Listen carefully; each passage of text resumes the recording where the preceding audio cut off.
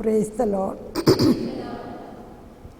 ഞാൻ ആദ്യത്തെ സിസ്റ്ററിൻ്റെ തലയിൽ കൈ വെച്ച് പ്രാർത്ഥിച്ചപ്പോൾ ആ സിസ്റ്ററിൻ്റെ മുൻപിൽ ഒരു ബുക്ക് ഇരിക്കുന്നതാണ് കാണുന്നത്. പിന്നെയും നോക്കി വീണ്ടും പ്രാർത്ഥിച്ചപ്പോൾ പഠനം എന്നുള്ളതിൻ്റെ ഇതാണ് കാണുന്നത്. അപ്പം ഞാൻ വിചാരിച്ചു ഈ സിസ്റ്ററിന് ദൈവത്തിൻ്റെ സ്നേഹം ഈ ബുക്കിലൂടെ, അതായത് ബൈബിളായിരിക്കും അതെന്ന് വിചാരിച്ചുകൊണ്ട് ഞാൻ സിസ്റ്ററിനോട് പിന്നെ പറഞ്ഞു ബൈബിൾ ക്ലാസ്സിൽ പോയി പഠിക്കുവാനും അങ്ങനെ ബൈബിള് എല്ലാവർക്കും ദൈവത്തിൻ്റെ വചനം എന്താണെന്ന് മനസ്സിലാക്കി കൊടുക്കുവാനുള്ള കഴിവ് സിസ്റ്ററിനുണ്ട്, അതായിരിക്കും ഇങ്ങനെ കാണിച്ചതെന്ന് പറഞ്ഞു.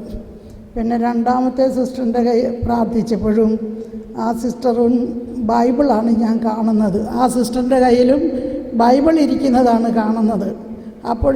ഞാൻ സിസ്റ്ററിനോട് പറഞ്ഞു, സിസ്റ്ററെ ബൈബിൾ കൂടുതൽ പഠിക്കുവാൻ സിസ്റ്ററിന് താല്പര്യമുണ്ടോ? അതായിരിക്കും ചിലപ്പോൾ സിസ്റ്ററിനോട് ഈ ബൈബിൾ എനിക്ക് കാണിച്ചു തന്നിരിക്കുന്നത് എന്ന് പറഞ്ഞു.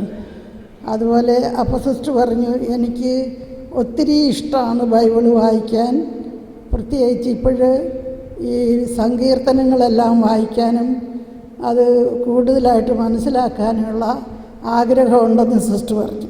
പിന്നെ മൂന്നാമത്തെ സിസ്റ്ററിന് നോക്കുമ്പോൾ ആ സിസ്റ്ററിൻ്റെ കയ്യിൽ ഒരു പേനയാണ് കാണുന്നത്.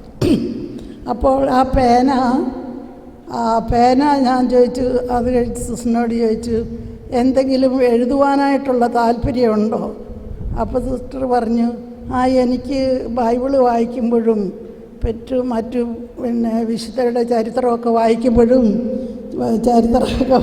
വായിക്കുമ്പോഴൊക്കെ എനിക്ക് എഴുതണമെന്ന് തോന്നാറുണ്ട്.